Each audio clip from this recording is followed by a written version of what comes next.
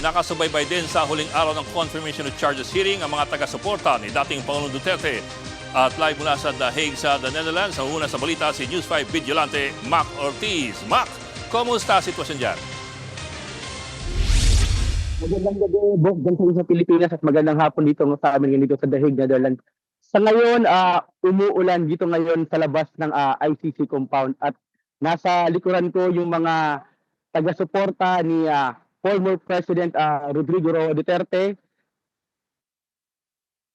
Nakaset up pa rin sila doon, may mga pagkain at nakita natin na habang umuulan, habang inaano ng kanilang mga payong, meron mga Duterte logo doon sa kanilang mga payong at doon sa kanilang cup. Yun muna dito. Okay, Mac, masaya raw ba sila sa mga nilatag na argumento ni Atty. Nicholas Kaufman doon po sa pagdinig? Ayon sa mga nakausap natin, hopeful sila na kumbaga masaya sila dun sa nilatag ni Atty. Kaufman kahapon dun sa loob ng korte. Bok. Okay, umaasa ba mga Duterte supporters na palalayain ng ICC ang dating Pangulo? Yes, Bok. Nakausap natin yung ilang mga supporter dito ni former President. Dahil nga dun sa nilatag ni Kaufman kahapon dun sa korte, masaya sila at hopeful sila na pansamantalang makakalaya si former President. Bok. Anong plano ng mga Duterte supporters dyan sa mga susunod na araw? Kasi medyo mahaba-haba yung intayan dyan, possibly 60 days para mapagdesisyonan yung confirmation of charges.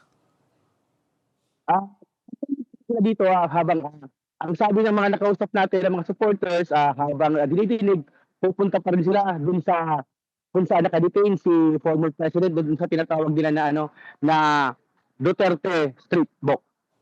Mac, medyo ipihit mo ng konti yung camera. Pakita mo sa amin ng konti naman kasi sabi mo umulan eh. Nakasilong ba sila o paano?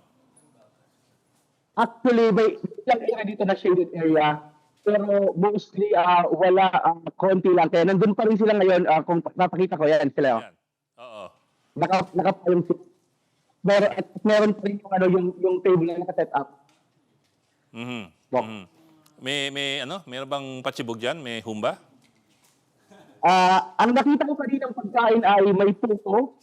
Puto lang yung nakita ko kanina kasi nagmamadali na ako kasi biglang umulan. Kailangan natin iligpit yung ibang gamit natin, yung camera para atas hindi babasa. Pero kanina, puto yung nakita ko na pagkain sa may table. Bok. Sige, bantay mo. Baka may kwek-kwek.